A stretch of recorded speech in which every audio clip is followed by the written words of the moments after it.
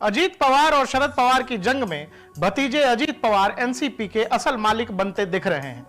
अजीत पवार खेमे की बैठक में अजीत पवार को पार्टी के राष्ट्रीय नेता के रूप में घोषित किया गया है। महाराष्ट्र की राजनीति में शायद शरद पवार का समय अब खत्म होने जा रहा है। आज भतीजे अजीत पवार ने वो सब दुनिया के सामने बोल दिया जो अखबार की सुर्खियों में हुआ करता था। अजीत पवार अपने सालों के दबे जख्म को आज देश के सामने कुरेदने लगे।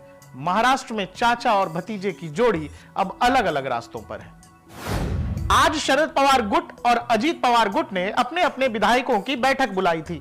अजीत पवार वाली बैठक में 32 विधायक पहुंचे तो शरद पवार वाली बैठक में केवल 16 विधायक ही पहुंचे। 5 विधायक गायब बताए जा रहे हैं। आज की बैठक से यह तय हो गया अजीत पवार ही एनसीपी के असली बॉस हैं।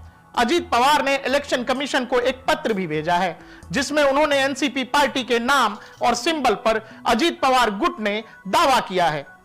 दशकों की राजनीति में अजीत पवार ने कभी अपने चाचा शरद पवार के खिलाफ बयानबाजी नहीं की।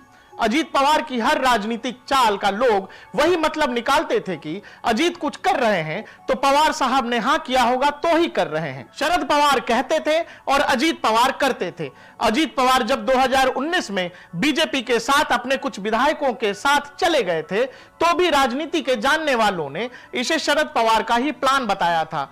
लेकिन आज जब अजीत पवार अपने चाचा और उनकी राजनीति को लेकर बोल रहे थे तो ऐसा लग रहा था जैसे सालों का दर्द जो जुबां पर आ गया है। देश की राजनीति के लिए आज बड़ा दिन है। आज जो हूं शरद पवार की वजह से हूं। उन्होंने मुझे पूरा सम्मान दिया है। 2004 के विधानसभा चुनाव में एनसीपी के पास कांग्रेस से ज्यादा विधायक थे। देश के लिए आज बड़ा दिन है। आज जो हूं शरद पवार की वजह से हूं। उनके लिए पूरा सम्मान है। 2004 के विधानसभा चुनाव में एनसीपी के पास कांग्रेस से ज्यादा विधायक थे। अगर हमने उस समय कांग्रेस को मुख्यमंत्री पद नहीं दिया होता तो आज महाराष्ट्र में राष्ट्रवादी कांग्रेस पार्टी का मुख्यमंत्री होता। 2017 में भी हमने वर्षा बंगले पर मीटिंग की थी। पार्टी के वरिष्ठ नेताओं छगन भुजबल, जयंत पटेल के आदेश पर मैं और मेरे कई अन्य लोग वहां गए थे। वहां बीजेपी के कई नेता भी थे। हमारे बीच कैबिनेट पोर्टफोलियो आवंटन और संरक्षक मंत्रियों के पदों पर चर्चा हुई, लेकिन बाद में हमारी पार्टी ने कदम पीछे खींच लिए। सरकारी सेवाओं में रिटायरमेंट की उम्र 60 है, बीजेपी में 75 है। आप तो 83 वर्ष के हो चुके हैं, रिटायर क्यों नहीं हो जाते? 2 मई को शरद पवार ने इस्तीफा दिया।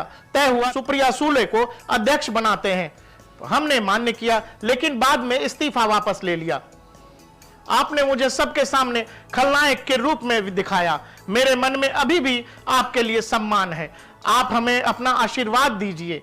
लेकिन आप 83 वर्ष के हैं, क्या आप रुकने वाले नहीं हैं? हमें अपना आशीर्वाद दें। हम प्रार्थना करेंगे कि आपकी उम्र लंबी हो।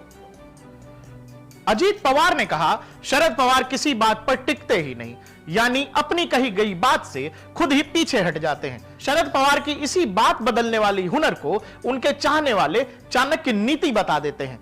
अजीत पवार शरद पवार के साथ सालों तक उनके पीछे पीछे घूमते रहे, लेकिन जब शरद पवार को लगा कि उनकी उम्र ज्यादा हो रही है तो उन्होंने इशारा किया कि वो अपनी बेटी सुप्रिया सुले को अपना उत्तराधिकारी चुनने वाले हैं। यह सब देखकर भतीजे अजीत पवार ने बगावत का रास्ता चुन लिया और अब तो पूरी पार्टी पर ही दावा ठोक दिया है।